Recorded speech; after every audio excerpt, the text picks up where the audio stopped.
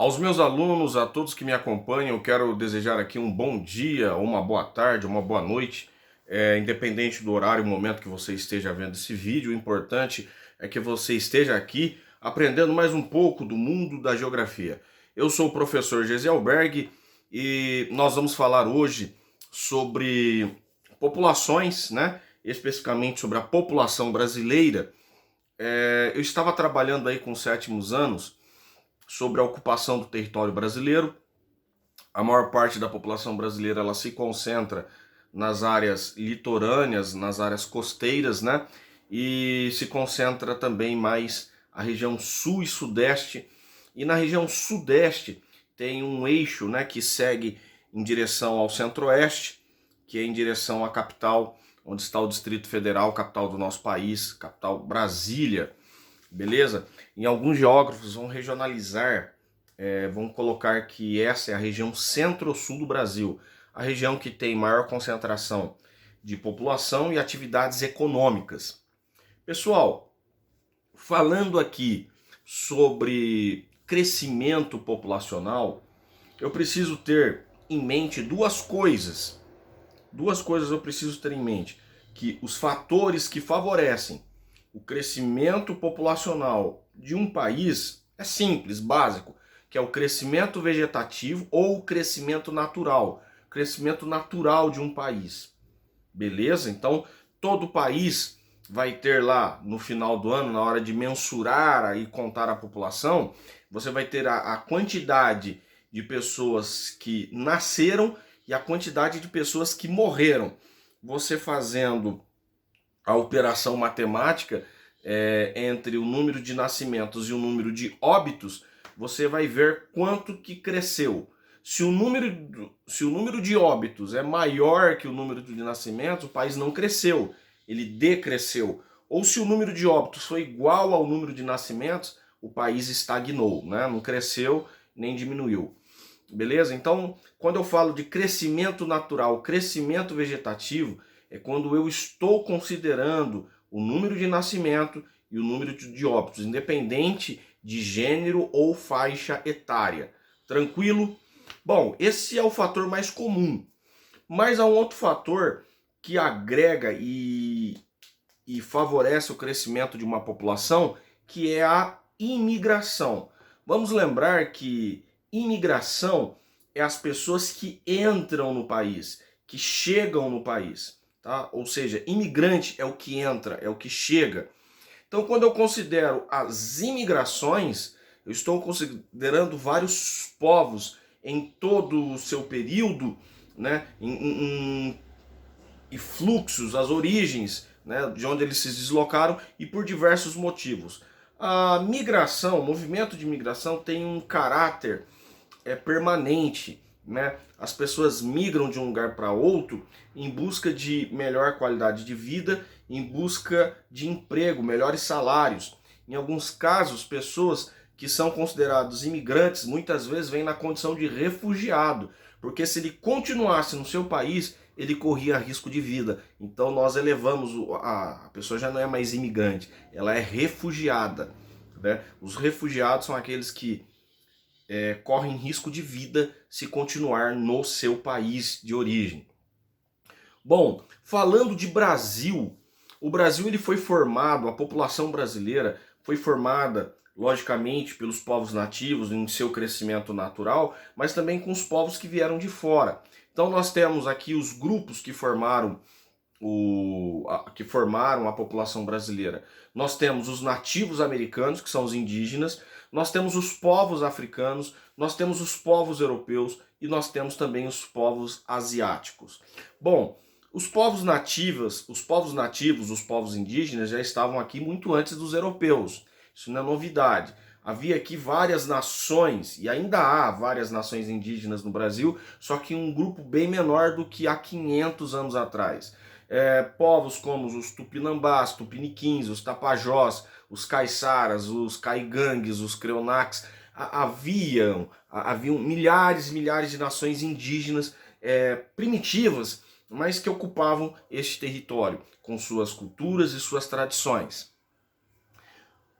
Com a chegada dos portugueses no período das grandes navegações, no início do século XVI, chega então a primeira nação europeia no nosso território que nós compreendemos hoje como Brasil. Então, eu preciso entender que o Brasil é formado por nativos indígenas e os colonos portugueses. Os colonos portugueses passaram a trazer forçadamente povos africanos que passaram a ser escravizados, né? Os motivos que eles foram escravizados hoje são divergentes. Muitos acreditam, muitos defendem a teoria que os povos africanos eram comercializados pelas nações e povos do próprio continente africano. Então já havia outras tribos e povos que já eram escravizados lá, e os portugueses comercializavam, realizavam comércio com a compra e venda desses escravos. Então os portugueses passaram a traficar, né, fazer o tráfego de escravos, ou o tráfico. Tem o tráfego e o tráfico.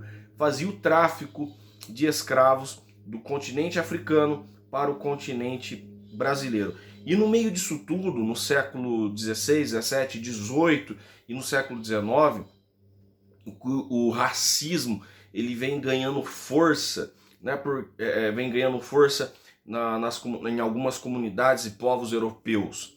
E até que houve o movimento de emancipação, movimento de libertação dos escravos, que ocorreu em outros países como nos Estados Unidos e posteriormente ocorreu no Brasil também. Mas essa é uma parte da história que nós devemos considerar, sim, porque toda vez que falamos de povos que formaram o nosso Brasil, nós falamos os migrantes, mas os africanos, eles fazem parte desses povos migrantes que nós colocamos como migração forçada, tá? Foi um tipo de migração forçada.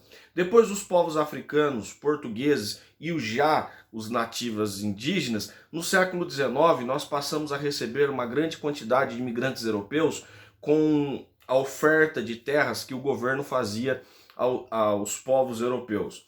Nós recebemos nos meados do século XIX os povos alemães e no final do século XIX, início do século XX, os italianos. Então, o século XIX é marcado pela presença de imigrantes alemães e italianos. Anotem isso aí, imigrantes alemães e italianos.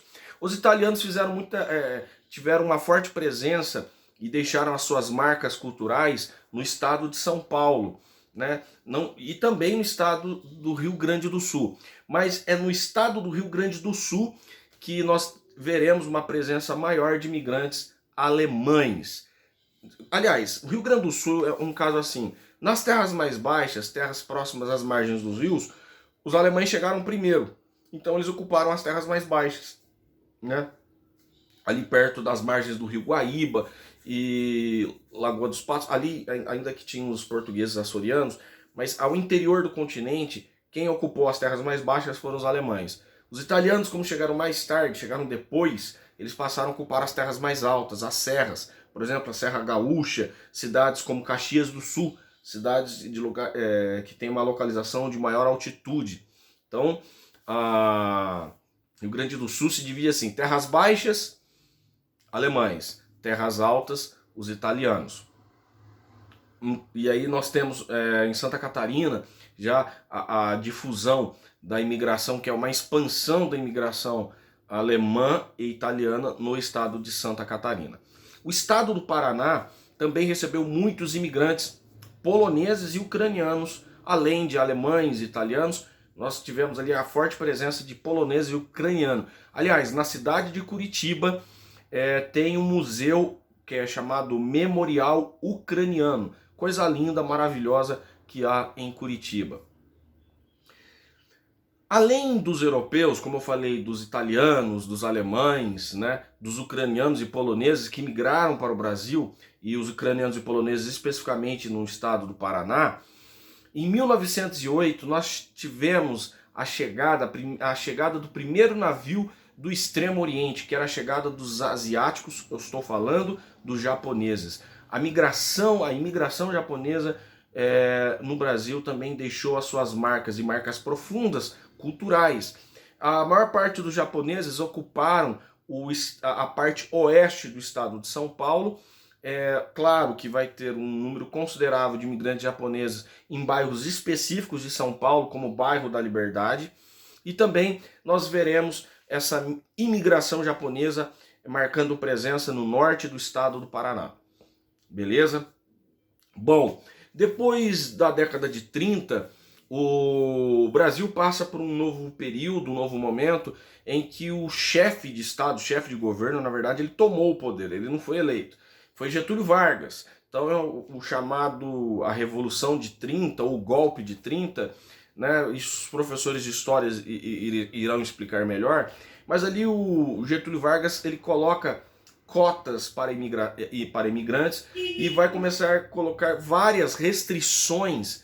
Ele coloca várias restrições para tudo aquilo que fazia alusão a esses povos, às suas origens, né? Principalmente quando o Brasil ele se alia aos aliados, né? Na Segunda Guerra Mundial havia duas frentes. Ou você estava lutando pelo eixo central, que era o regime nazista, fascista, ou se juntava aos aliados, que era uma aliança de países que lutava contra o nazismo e o fascismo na Europa. O Brasil ele se simpatizou por um bom tempo pelo regime fascista da Itália, viu?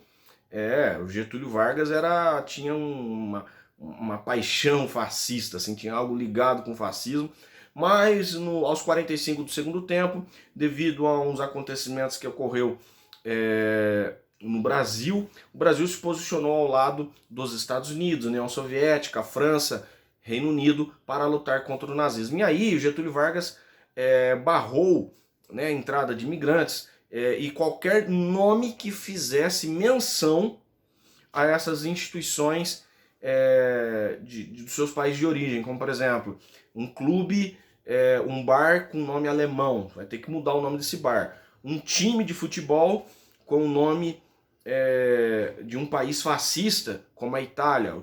Em São Paulo nós tínhamos o Palestra Itália, em São Paulo, e o Palestra Itália em Belo Horizonte. Bom, Palestra Itália de São Paulo se tornou Palmeiras. Percebam, de Palestra Itália, o pessoal colocou um símbolo de um dos elementos mais citados pelos nossos cancioneiros. Minha terra tem palmeiras, onde canta o sabiá. As gaivotas que gorjeiam não gorjeiam como lá. Então vamos colocar Palmeiras, né? Tá na canção, tá nos hinos. É um elemento do Brasil, Palmeiras, né? E no caso, o Palestra Itália de Belo Horizonte adicionou ali um outro elemento que é muito usado e está na nossa bandeira, que é o Cruzeiro do Sul, que é a principal referência dos navegantes no passado. Então, para se orientar no espaço e se deslocar, então eles tinham com base o Cruzeiro do Sul, que apontava o sul da Terra, o polo, em direção ao Polo Sul. Então colocou lá Cruzeiro, né? De Palestra Itália de Belo Horizonte se tornou Cruzeiro. Só que tem um porém, Palestra Itália utiliza o verde da bandeira da Itália. E o Cruzeiro de Belo Horizonte, que é o Palestra Itália de Belo Horizonte, antigo Palestra Itália de Belo Horizonte, usa a camisa azul, que faz referência à seleção italiana. Né? Então meio que camuflado assim. Outros times também, outros clubes tiveram que mudar os seus nomes, né? Por causa dessa imposição, né? Porque não poderia ter nada que se assemelhasse a esses regimes fascistas e nazistas. Beleza? Bom, o número de imigrantes no Brasil depois da Segunda Guerra Mundial diminui, né? Justamente depois dessas sanções, né? Esse bloqueio que o governo faz aos imigrantes, mas ainda receberíamos portugueses e espanhóis devido a uma ditadura totalitarista, um regime totalitarista, também conhecido como fascista, na Espanha e Portugal. Na Espanha, o regime de Franco, em Portugal, o regime de Salazar. Com isso, nas décadas de 50, 60 e 70, ainda veríamos a chegada de portugueses em nosso território. Bom, para terminar, encerrar aqui esse período de migrações, nós temos e vemos a chegada nos últimos anos, nos anos mais recentes, mais próximo aos dias de hoje, nós passamos a observar povos, agora não mais do continente europeu, não mais do Japão, mas povos de países que estão em situações caóticas, que precisam de refúgio, pessoas que estão fugindo da guerra, pessoas que estão procurando melhores condições de vida, pessoas que estão buscando melhores salários, emprego, trabalho, beleza? Então nós veremos aqui no Brasil a chegada de chineses, nós veremos a chegada de coreanos, os coreanos em menor número do que os chineses, mas os chineses até hoje continuam chegando no Brasil, né? Nós temos a chegada de sírios, de libaneses por causa dos conflitos armados,